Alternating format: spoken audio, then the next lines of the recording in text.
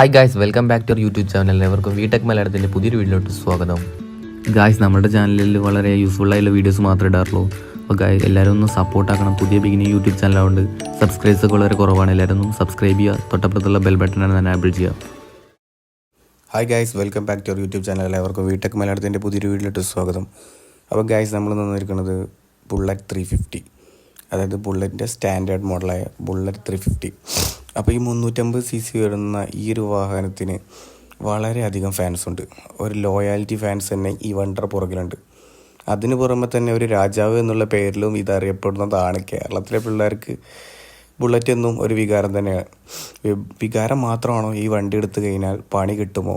ഇത് സെക്കൻഡ്സ് എടുക്കുന്നവർക്ക് എന്തൊക്കെ സർവീസ് കോസ്റ്റ് വരും, മെയിൻ്റെനൻസ് എത്ര വരും, എത്ര മൈലേജ് കിട്ടും, ഈ വണ്ടി എന്തൊക്കെ പണി തരും, നമ്മൾ ഉദ്ദേശിക്കുന്നത് ഇതിൻ്റെ ഒരു ഓണർ റിവ്യൂ ആണ്. ഈ വണ്ടി ഏകദേശം ഒരു 20,000 കിലോമീറ്റർ ഓടിച്ചതിന് ശേഷം ഫുള്ളായിട്ട് നമുക്ക് ഒരു 4 വർഷത്തിനകം ഇതിന് എന്തൊക്കെ പണി വന്നിട്ടുണ്ട്, ഈ വണ്ടി എത്ര മെയിൻ്റെനൻസ് എത്ര കോസ്റ്റ്ലി ആവും, ഇത് ആർക്ക് കൊണ്ടടക്കാം, ആർക്ക് മേടിക്കാം, ഈ വണ്ടി മേടിച്ചാൽ എന്ത് ഗുണം എന്ത് നഷ്ടം, ഇതിൻ്റെ ഡിസ്ഗ്രേഡും പിന്നെ ഇത് എടുത്തു കഴിഞ്ഞാലുള്ള ഗുണം എല്ലാം നമ്മൾ പറയുന്നതായിരിക്കും. അപ്പോൾ നമുക്ക് ഡീറ്റെയിൽ ആയിട്ടുള്ള റിവ്യൂയിലേക്ക് കിടക്കാം. അപ്പോൾ വണ്ടീൻ്റെ സൈഡ് വ്യൂ ഇങ്ങനെയാണ് വരുന്നത്. ഫുള്ളി ബ്ലാക്ക്, പിന്നെ ഒരു ക്രോം ഫിനിഷ് വരുന്നൊരു മോഡലാണിത്. അപ്പോൾ ഇതിൻ്റെ പെയിൻറ്റിങ് എന്ന് വെച്ച് കഴിഞ്ഞാൽ ഇതിൻ്റെ ടാങ്ക് ആ ഗോൾഡ് ലൈൻ വരുന്നുണ്ടല്ലേ, ആ ഗോൾഡ് ലൈൻ കൈ കൊണ്ട് പെയിൻറ്റ് ചെയ്യണതാണ്. അപ്പോൾ ഹാൻഡ് പെയിൻറ്റിങ് ആണ് കേട്ടോ. അപ്പോൾ ഇതിൻ്റെ ബേസ് മോഡലായ ബുള്ളറ്റ് എക്സ് അങ്ങനെ ഒരു മോഡലുണ്ട്. ഇതിനേക്കായി ഒരു 5,000 രൂപ മേടിക്കുന്ന ടൈമിൽ ഇപ്പോൾ ഈ വണ്ടി അവൈലബിൾ അല്ല. നിലവിൽ ഈ വണ്ടി കിക്കറിലെ ഈ മോഡൽ നിർത്തിയിട്ടുണ്ട്. അപ്പോൾ ഏകദേശം നമ്മുടെ ഈ ബുള്ളറ്റ് 350 വരുന്നത് 346 kW കപ്പാസിറ്റി വരുന്ന ഒരു എഞ്ചിനാണ് ഇതിൻ്റെ വരുന്നത്.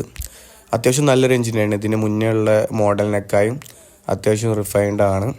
പിന്നെ വലിയ വ്യത്യാസമൊന്നുമില്ല. പഴയ മോഡലിൻ്റെ അതേ സെയിം എഞ്ചിൻ തന്നെയാണ് ഇതിന് വരുന്നത്. അധികം പണിയൊന്നും ഇതിൽ വരില്ല. വണ്ടി ഓടിച്ച് കെയർ ചെയ്ത് വണ്ടി ഓടിക്കേണ്ട ഒരു അത്യാവശ്യം ലെവലിൽ കണ്ടീഷനിൽ കൊണ്ടുപോകാൻ പറ്റുകയാണെങ്കിൽ വണ്ടി ഒരു പണിയും തരില്ല. അപ്പോൾ ഇതൊക്കെയാണ് സൈഡ് വ്യൂ വരുന്നത്. എവിടെ നോക്കാനുള്ള വണ്ടി അത്യാവശ്യം നല്ലൊരു മസിൽ ടൈപ്പാണ്. വണ്ടി അത്യാവശ്യം നല്ലൊരു വെയിറ്റും ഉണ്ട്. റിവേഴ്സ് എടുക്കുന്ന ടൈമിലൊക്കെ നമുക്ക് ആ വെയിറ്റ് മനസ്സിലാവുള്ളൂ. അത്യാവശ്യം ഹെൽത്തി, അതേപോലെ സ്ട്രോങ് ആയിട്ടുള്ളവർക്ക് ഒന്നുകൂടി നല്ലതായിരിക്കും. ഈ പാർക്കിംഗ് നിന്ന് എടുക്കുന്ന ടൈമിലാണ്, റിവേഴ്സ് വലിക്കുന്ന ടൈമിലാണ് വണ്ടി യഥാർത്ഥത്തിൽ നമുക്ക് എന്താ വെയിറ്റ് എന്നുള്ളത് മനസ്സിലാവുക. അതും വിചാരിച്ച് സ്ലിം ആയിട്ടുള്ളവർക്കോ ഹൈറ്റ് ഇല്ലാത്തവർക്കോ ഈ വണ്ടി മാച്ച് ആവില്ല എന്നല്ല, എല്ലാവർക്കും മാച്ച് ആവും. അപ്പോൾ ഇതാണ് ടാങ്കിൻ്റെ ഭാഗം വരുന്നത്. അത്യാവശ്യം നല്ലൊരു ലുക്ക് തന്നെ വണ്ടി ഇതിനുണ്ട്. ഇതാണ് വണ്ടീൻ്റെ ബാക്ക് വ്യൂ എന്നുള്ളത്. അപ്പോൾ ഇതിൽ പോരായ്മ എന്ന് പറയുന്നത് ഇതിൻ്റെ ടയറാണ്. അതൊരു കുഞ്ഞ് ടയറാണ് ഇതിന് കൊടുത്തിട്ടുള്ളത്. അത്യാവശ്യം നല്ലൊരു വലിയ വണ്ടിക്ക് 2 ടയറും തീരെ കട്ടിയില്ലാത്ത മോഡൽ, അതായത് തീരെ വണ്ണല്ലാത്തൊരു ടയറാണ് ഇതിൽ കൊടുത്തിട്ടുള്ളത്. അപ്പോൾ നമുക്ക് മാറ്റി വെക്കാവുന്ന രീതിയിൽ തന്നെ ഉള്ളൂ കേട്ടോ. അപ്പോൾ ഇതിൻ്റെ ബാക്ക് വ്യൂ ഇങ്ങനെ വരുന്നത്. ടയർ വളരെ ഒരു ചെറിയ ടയറാണ്. ഈ വണ്ടിക്ക് അനുസരിച്ചിട്ടുള്ള ഒരു മാച്ചിങ് ടയറല്ല. അപ്പോൾ നമുക്ക് ഫസ്റ്റ് കമ്പനി വരുന്നത് ഈ ഒരു മോഡലാണ് ടയറിൽ വരുന്നത്. സൈസ് നമുക്ക് കൂട്ടാം.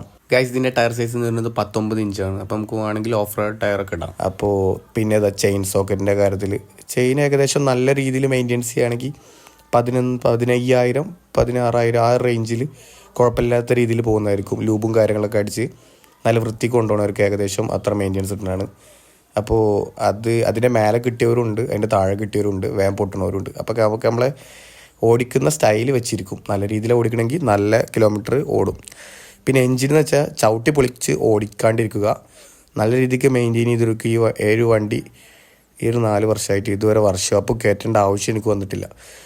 എന്തെങ്കിലും പഞ്ചർ അങ്ങനത്തെ ചെറിയ ചെറിയ കംപ്ലൈൻറ്റ് എന്നല്ലാണ്ട് ഈ വണ്ടി എനിക്ക് അതായത് കമ്പനി സർവീസിൽ ഓയിൽ കാര്യങ്ങൾ അല്ലെങ്കിൽ നമ്മളെ എയർ ഫിൽറ്റർ ഇങ്ങനെ ചേഞ്ച് ആക്കുക, സർവീസ് കറക്റ്റായിട്ട് മെയിൻറ്റെയിൻ ചെയ്ത് കൊണ്ടുപോവുക എന്നല്ലാണ്ട് ഈ വണ്ടി എനിക്ക് ഇതുവരെ ഒരു കംപ്ലൈൻറ്റ് തന്നിട്ടില്ല. അപ്പോൾ ഇതിൻ്റെ ഹെഡ് ലൈറ്റും കാര്യങ്ങളൊക്കെ എങ്ങനെയാണത്, ഇത് ഇൻഡിക്കേറ്റേഴ്സ്, അപ്പോൾ ഹെഡ് ലൈറ്റും കാണിച്ചാൽ ഹലോജൻ ലൈറ്റാണ് ഇതിന് വരുന്നത്. അതിൻ്റെ റൗണ്ട് തന്നെ ഒരു ക്രോം ഫിനിഷും കൊടുത്തിട്ടുണ്ട്. ലൈറ്റും കാര്യങ്ങളൊക്കെ രാത്രി ഭയങ്കര വിസിബിളാണ് കേട്ടോ. അത്യാവശ്യം കുഴപ്പമില്ലാത്തൊരു ഹലോജൻ ലൈറ്റ് തന്നെയാണ് ഇതിൽ വരുന്നത്. പിന്നെ ഫ്രണ്ട് വ്യൂവിൽ ഹെഡിൽ ഒരു ക്രോം ഫിനിഷും അതിൽ ഹൈലൈറ്റ് ആയിട്ട് എടുത്ത് കാണിക്കും. അടുത്തായി കാണിക്കാൻ പോകുന്നത് ഫ്രണ്ട് ടയർ കേട്ടോ. വളരെ വളരെ ചെറിയ ടയറാണ്. അപ്പോൾ അതെനിക്ക് ഭംഗിയില്ല. അപ്പോൾ നമുക്ക് വേണമെങ്കിൽ എക്സ്ട്രാ ആഫ്റ്റർ മാർക്കറ്റ് നമുക്ക് വാങ്ങിയിടാവുന്നുള്ളൂ. ഈ ടയർ തേഞ്ഞതിൻ്റെ ശേഷം തന്നെയാണ് എല്ലാവരും എടുത്തിടാറുള്ളൂ. അപ്പോൾ ഇതാണ് സസ്പെൻഷൻ വരുന്നത്. അത്യാവശ്യം കുഴപ്പമില്ലാത്തൊരു സസ്പെൻഷൻ തന്നെയാണ് ഇതിൻ്റെ. ഇങ്ങനെയാണ് കേട്ടോ ഫ്രണ്ടിലെ വ്യൂ. അപ്പോൾ ഇതിൽ ക്രാഷ് കാർഡ് കാര്യങ്ങളൊന്നും ഉണ്ടായിരുന്നില്ല. അപ്പോൾ നമ്മൾ എക്സ്ട്രാ വാങ്ങിയിട്ടാണ്, ഏകദേശം പുറത്തുനിന്ന് വാങ്ങിയിട്ടാണ്. 1400 രൂപയാണ് ഇതിൻ്റെ ക്രാഷ് കാർഡ് വന്നിട്ട്. ഡയമണ്ട് ഷേപ്പുള്ളൊരു ക്രാഷ് കാർഡാണ് ഇതിൽ നമ്മൾ കൊടുത്തിട്ടുള്ളത്. 1400 രൂപയാണ് അതിന് എക്സ്ട്രാ വന്നിട്ടുള്ളത്. അതൊന്നും മേടിക്കുമ്പോൾ ക്രാഷ് കാർഡും കാര്യങ്ങളൊന്നും ഇതിൽ കിട്ടില്ല. അപ്പോൾ ടാങ്കിൻ്റെ വ്യൂ ഇങ്ങനെ കേട്ടോ, നല്ലൊരു വ്യൂ തന്നെയാണ്. എല്ലാവർക്കും ഇഷ്ടപ്പെട്ട ഒരു കളർ തന്നെയാണ്. ഈ ഗോൾഡ് ബ്ലാക്കുള്ള മിക്സ് ആയിട്ടുള്ള ഒരു ക്ലാസിക് ലുക്ക് തന്നെ ഇത് നിലനിർത്തിയിട്ടുണ്ട്. കുറേ കാലങ്ങളായിട്ടുള്ളൊരു മോഡലാണ്. ഈ ഒരു പെയിൻറ്റിങ്ങാണ് ഏകദേശം എല്ലാവർക്കും നല്ല ഇഷ്ടപ്പെട്ട ഒരു സംഭവം. ഇത് ഹാൻഡ് പെയിൻറ്റിങ് ആണ് കേട്ടോ. അതാണ് പ്രത്യേകിച്ച് ഇതിന് കുറച്ച് റേറ്റ് കൂടും, ഒരു 5000-ൻ്റെ അടുത്തെന്തോ കൂടും. ഇതിൻ്റെ ബേസ് മോഡലിന് 5000 രൂപ കുറവാണ്. അപ്പോൾ ഈ വണ്ടിൻ്റെ സൈഡ് വ്യൂ ഒക്കെ ഇങ്ങനെയാണ് വരുന്നത് കേട്ടോ. അത്യാവശ്യം നല്ല ഗ്ലാമറിനുണ്ട്. ഇതുണ്ടോ, ബാക്കിൽ ABS ഇല്ല, പക്ഷെ അത് നമുക്ക് സെറ്റ് ചെയ്യാൻ പറ്റുന്ന രീതിയിലാണ് കൊടുത്തിട്ടുള്ളത്. സസ്പെൻഷനും കാര്യങ്ങളൊക്കെ അടിപൊളി സസ്പെൻഷൻ കേട്ടോ. ഇതിൽ നല്ല കാര്യങ്ങളൊക്കെ അങ്ങ് ആദ്യം പറഞ്ഞു പോവുക, പിന്നെ ബാഡ് ആയിട്ടുള്ളതൊക്കെ പറയുന്നുണ്ട്. ഇപ്പോൾ നമുക്ക് ഫീൽ ചെയ്ത കുറച്ച് ഡിസപ്പോയിൻമെൻറ്റ്സ് ഉണ്ട്, അതൊക്കെ നമ്മൾ വീഡിയോയിൽ പറഞ്ഞ കേട്ടോ. പിന്നെ ഇതാണ് ഫ്രണ്ടിലെ ABS വരുന്നത്. ഫ്രണ്ടിൽ നല്ല ബ്രേക്കിംഗ് ആണ്, അത്യാവശ്യം നല്ല ബ്രേക്കിംഗ് ആണ്. ഈ വണ്ടിക്ക് അനുസരിച്ചുള്ള ബ്രേക്കിംഗ് തന്നെയാണ് എനിക്ക് തോന്നിയത്. അതായത് 10-ൽ 7 കൊടുക്കുക, അത്ര പറയാൻ പറ്റുള്ളൂ. അത്ര പെർഫെക്റ്റ് ആണെന്നൊന്നും പറയില്ല, എന്നാലും അത്യാവശ്യം കുഴപ്പമില്ലാത്തൊരു ബ്രേക്കിംഗ് ആണ്. സീറ്റ് വളരെ മോശമാണ്. ഈ ഒരു സീറ്റ് ഈ ഹൈവേയിലൊക്കെ പോകുന്ന ടൈമിൽ ഒരു 60, 70, 80 കടന്നു കഴിഞ്ഞാൽ ഒരു 80 എത്തുമ്പോൾ ഫുള്ള് വൈബ്രേഷനാവും. നമ്മൾ ഓടിക്കുന്ന ആൾക്ക് തന്നെ നല്ല വൈബ്രേഷൻ നമ്മൾ ബാക്കിലേക്ക് ഫീൽ ചെയ്യും. അപ്പോൾ വൈബ്രേഷൻ മാറ്റാണെങ്കിൽ നമുക്ക് നല്ലൊരു ജെല്ലി സീറ്റ് അടിച്ചിടുക, അപ്പോൾ ഇത്ര വൈബ്രേഷൻ ഉണ്ടാവില്ല. വൈബ്രേഷൻ എന്ന് പറഞ്ഞു കഴിഞ്ഞാൽ അത്രയും ഹൈ സ്പീഡിൽ ഓടിക്കേണ്ട ആവശ്യമില്ല. ബുള്ളറ്റ് ഒന്നും സ്വീറ്റായിട്ട് ഒരു കൂളായിട്ട് കൊണ്ടു നടക്കാനുള്ളൊരു വണ്ടി, രാജകീയമായിട്ട്. അല്ലാണ്ട് ഒരു സ്പോർട്സ് ബൈക്ക് എന്നുള്ള രീതിയിലൊന്നും ഈ ബൈക്കിനെ കാണാൻ പറ്റില്ല.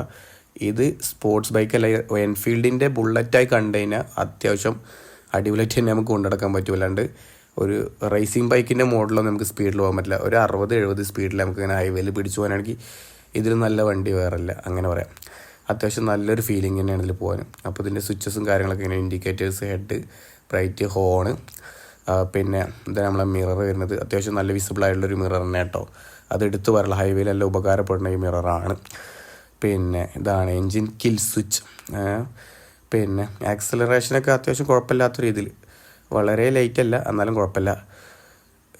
പിന്നെ ഇപ്പോൾ ഇതിൽ എടുത്ത് പറയാനുള്ളത് എന്താ വെച്ച് കഴിഞ്ഞാൽ ഇത് ക്ലാസിക് ആ ഒരു ക്ലാസിക് ടൈപ്പിലാണ് ഇതിൻ്റെ എല്ലാ കാര്യങ്ങളും കൊടുത്തിട്ടുള്ളത്. ഒരു പഴയൊരു രീതിയിലാണ് ഇതിൻ്റെ എല്ലാതും.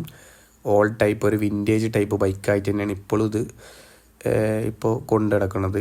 ഈ മോഡൽ ഇപ്പോൾ നിർത്തിയിട്ടുണ്ട്. 2021 ശേഷം 22 പുതിയൊരു ബുള്ളറ്റ് സ്റ്റാൻഡേർഡിന് ഇറക്കിയിട്ടുള്ളത്. കിക്കറില്ലാത്ത വണ്ടി, ഇത് കിക്കറുള്ള ബൈക്കാണ്.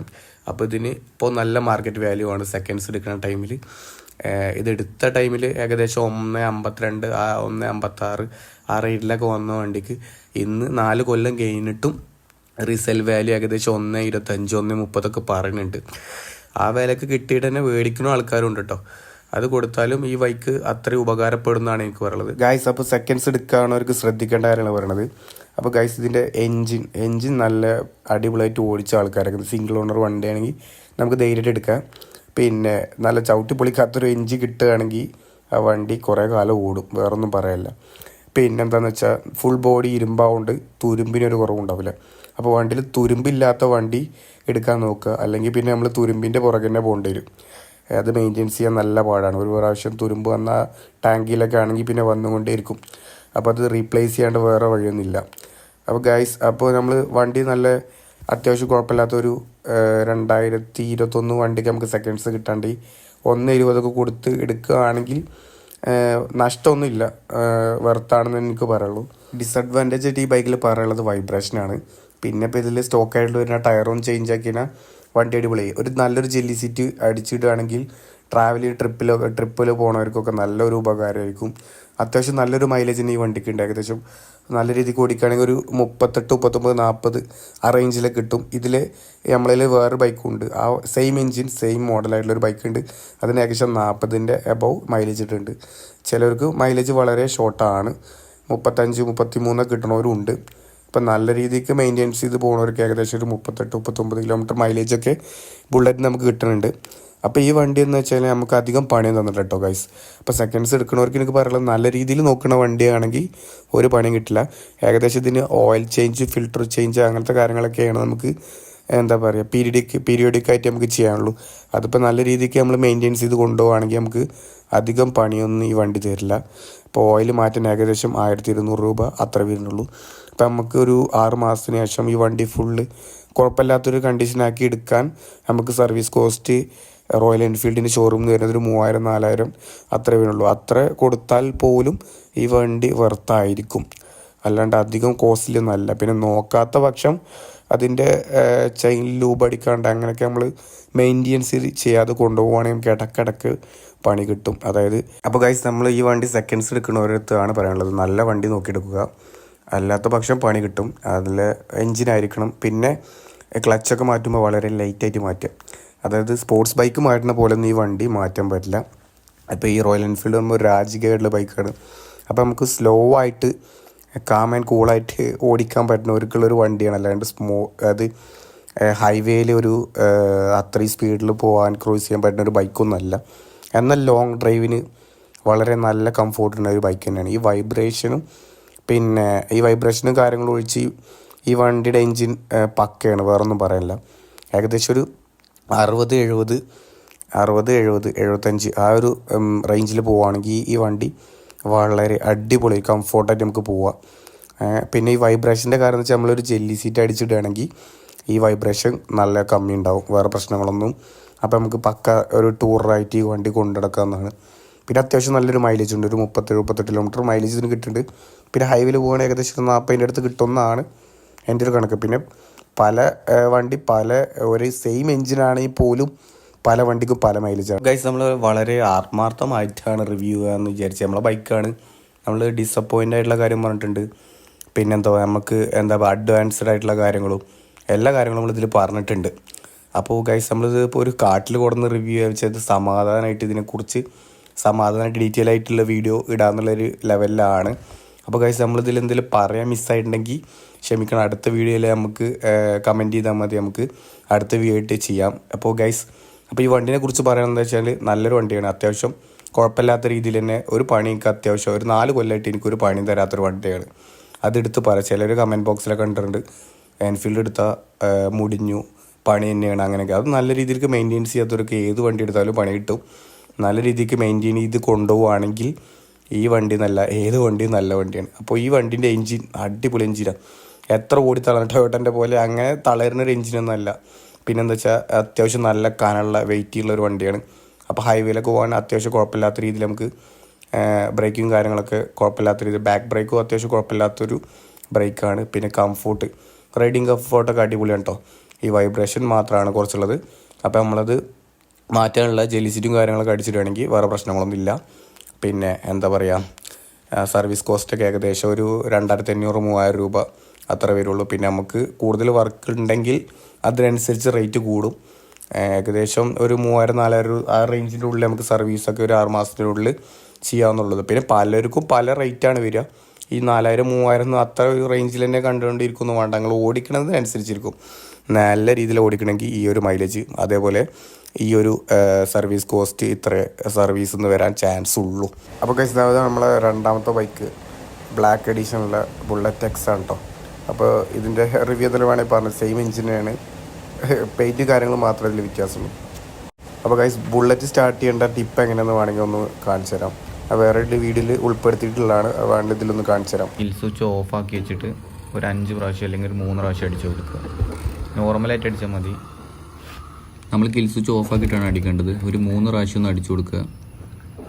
അപ്പോൾ അതിന് ശേഷം കിൽ സ്വിച്ച് ഒന്ന് ഓൺ ആക്കിയിട്ട് ഒരു പ്രാവശ്യം അടിക്കുമ്പോഴേക്കും നമ്മൾ വണ്ടി ഓണാവും. ഗൈസ് ഒന്ന് ശ്രദ്ധിക്കുക, അവരുടെ നല്ലൊരു പവറിലൊന്ന് അടിക്കുമ്പോഴേക്കും വണ്ടി ഓണാവും. അപ്പോൾ കുറേ കാലത്തിന് ശേഷം ബൈക്ക് എടുക്കാതെ വെച്ചിട്ട് എടുക്കുമ്പോൾ എല്ലാവർക്കും ഈ സ്റ്റാർട്ടിങ് ട്രബിൾ ഉണ്ടാവും. അപ്പോൾ എല്ലാവരും നല്ല ഇടങ്ങേറാവുമ്പോൾ ഇതൊന്ന് പരീക്ഷിച്ച് നോക്കുക.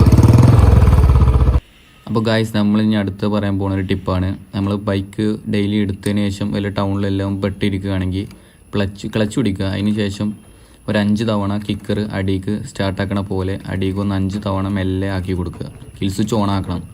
അതിനുശേഷം നമ്മൾ ഒരു അടി അടിക്കുമ്പോഴേക്കും ബൈക്ക് ഓണാകും. അപ്പോൾ എല്ലാവരും ഒന്ന് ചെയ്ത് നോക്കുക. ഗൈസ് ഇതിൻ്റെ സൈലൻസർ നമ്മൾ മാറ്റിയത് കേട്ടോ, ആഫ്റ്റർ മാർക്കറ്റാണ്, അതാണ് ഇത്ര സൗണ്ട്. സാധാരണ BS6-ന് ഇത്ര സൗണ്ടൊന്നും ഇല്ല. ഗായ്സ് നമ്മുടെ ടിപ്പ്, എൻ്റെ ബൈക്ക് BS6 വേർഷനാണ്. അപ്പോൾ ഈ ബൈക്കിനും ഈ ട്രബിൾ വരുന്നുണ്ട്. ഞാൻ ആദ്യം എടുത്ത ടൈമിന് എനിക്ക് എങ്ങനെ കിക്കർ അടിക്കാമെന്ന് നേരം പോലെ അറിയില്ലായിരുന്നു. ആദ്യം ഒരു പഴയ ബുള്ളറ്റ് ആയിരുന്നു.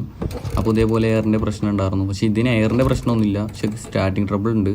അപ്പോൾ നമ്മൾ ആദ്യം കുറേ ദിവസം യൂസ് ചെയ്യാതെ വെച്ചിട്ടാണെങ്കിൽ ഇതേപോലെ കിൽ സ്വിച്ച് ഓഫ് ആക്കുക. അതിനുശേഷം ഒരു 5 എണ്ണം അടിച്ചിട്ട് പിന്നെ കിൽ സ്വിച്ച് ഓൺ ആക്കിയിട്ട് ഒരു തവണ അടിക്കുമ്പോഴേക്കും ബൈക്ക് ഓൺ ആകും. അപ്പോൾ ഗൈസ്, അപ്പോൾ ഈ വീഡിയോ നമുക്ക് എല്ലാവർക്കും ഇഷ്ടപ്പെട്ടു വിചാരിക്കണം. എല്ലാവരും ഒന്ന് സബ്സ്ക്രൈബ് ചെയ്യുക, തൊട്ടപ്പുറത്തുള്ള ബെൽ ബട്ടൺ അത് എനാബിൾ ചെയ്യുക. അപ്പോൾ നമ്മളെ ബിഗിനിങ് യൂട്യൂബ് ചാനലാണ്, എല്ലാവരും സപ്പോർട്ട് ചെയ്യണം. അപ്പോൾ അടുത്ത വീഡിയോ ആയിട്ട് വരാം. ബൈ.